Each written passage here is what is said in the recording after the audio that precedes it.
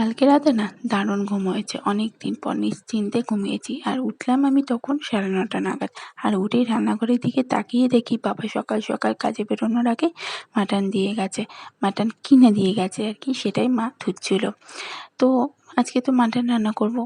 আর সেই জন্য কালকে দোল, তাই আমি একটুখানি চুলে প্যাক লাগিয়ে নিয়েছি। চুলটা অনেক দিন হলো কোনো প্যাম্পার করা হয় না, তাই আজকে যেহেতু সুযোগ পেয়ে গেলাম তাই একটা প্যাক লাগিয়ে নিলাম ডিম দিয়ে। আর এই কী দিয়ে আমি এই প্যাকটা বানিয়েছি সেটা যদি তোমরা জানতে চাও তাহলে নিচে লিঙ্ক দিয়ে দিয়েছি, সেই লিঙ্কটাতে তোমরা একটু চেক আউট করে নিও। পুরো ব্লগটা দেওয়া আছে আর পুরো ফুল ব্লগটাই আমি পোস্ট করেছি।